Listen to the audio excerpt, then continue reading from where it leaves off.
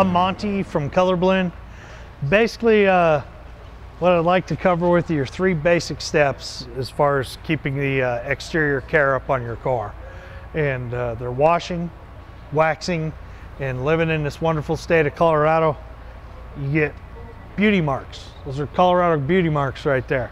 We're going to show you how to, a quick little simple fix for them so they don't get any worse. But anyways, a lot of times, you know, if you guys' cars get dirty or whatever out at the, and you're gonna wash them up, basically the easiest thing I can tell you is don't reach underneath the sink and grab the Lemon Joy or Palm Olive, or I've had people tell me they use Tide to wash their vehicle. Okay, basically those products do exactly what they say they're going to do.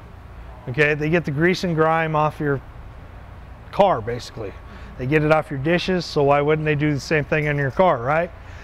Car manufacturers or aftermarket manufacturers years ago came out with Automotive car washing soaps, a little milder, a little softer, not as harsh, that you use on your vehicle. They won't strip the wax, they're clear coat safe, some of them have wax in them. It's just the what we should use on our vehicles instead of dishwashing soap. So if we do wash our vehicles that way, we want to make sure we use a car wash soap. Sounds like the majority of us here go to the car washes. Guilty. Yep. Best advice I can give you this time of year is pay the extra money to get the undercarriage wash, or to get another rinse or another soap cycle or clear coat protectant. They got many names: wax, clear coat protectant. Everybody's coming up with a different name. Okay, bottom line is, you guys, have you been underneath the car care yet? Yeah. Okay, were there parts and pieces under that car that didn't have any paint on them? Okay, mag chloride eats metal, aluminum, steel, whatever, wiring, rubber, all that stuff. Okay, so after these storms we have, they put the mag chloride down. You need to wash it off from underneath your car. Okay, so an undercarriage wash is usually, at most of the car washes, comes up underneath, kind of rinses the car off, gets the mag chloride off. If you go to a car wash, you got to get down there on one knee and you got to wand the underneath of it and try and rinse off all the mag chloride. Okay, in Colorado, the reason why I say spend the extra buck, in Colorado, all car washes in the state of Colorado are required to recycle their water. I mean, it's not like the guy in front of you, his water is going down and coming back and going on your car. But you know, it has to go through filters and things. But the biggest part is, next time it snows and you're at the car wash and there's like 12 cars sitting in front of you, and then you go through the $6 little basic wash and you get it home and it still has a film over it, and you're like, hey, I just washed that. Well, a lot of times they don't get all the detergents, all the soaps, all the grime out, and it'll stay on your vehicle. That's why I suggest you spend an extra buck or two to get another rinse soap cycle and get to a spot-free rinse. It just helps get more grime off your vehicle. Let's move on to waxing.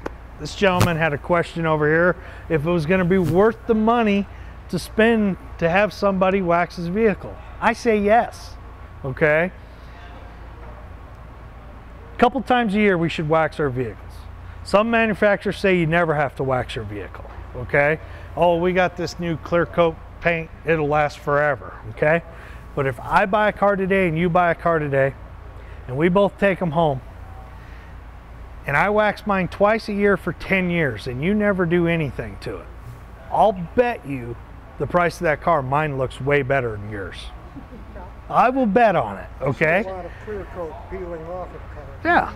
Yeah, I mean, it just protects. Okay, basically I like to tell people in these things, if you treat your car basically like you treat your skin, okay, your skin gets dry and cracked, what do we do? Lotion on.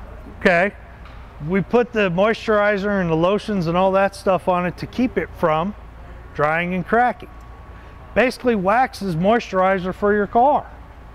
Okay, it keeps it from drying out and cracking and fading and peeling and, you know, all those things. So I suggest we do it twice a year. We do it going into the winter because of the mag chloride and the dirt and salt and sand and all that stuff on the road.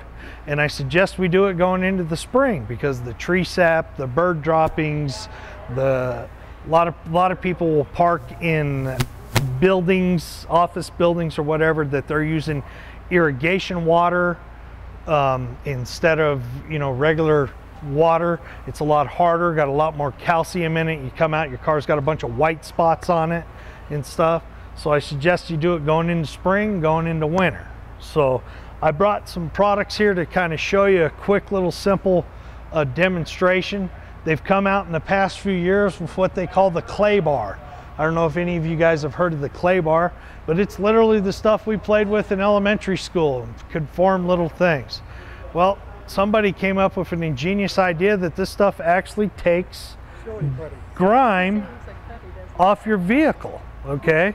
So after you wash your vehicle, if it's still got some grime and you can kind of feel it to where there's little, you know, stuff that hasn't come off, this takes it off. It's real simple to do.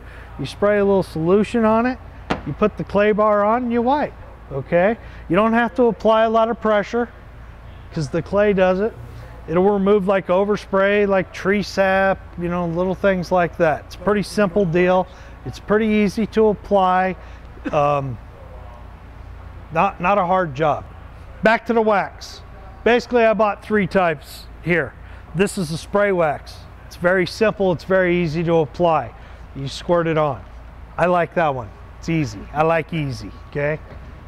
This one right here is a paste wax or a liquid wax. That one kind of goes on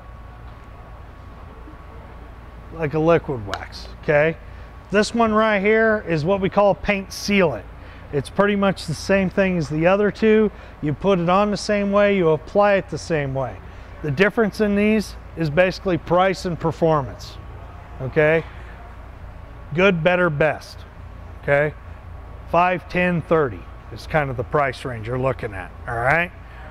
Anyway, you put them on, you wipe them in. They can all go on the same way. You wait till they haze up.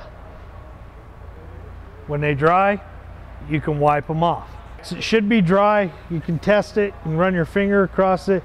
You can see a fingerprint basically in there. When it's ready, you wipe it off, okay? Pretty simple deal. Karate Kid thing, wipe on, wipe off. However you want to do it, whichever direction you want to go. And that's basically how to wax your vehicle.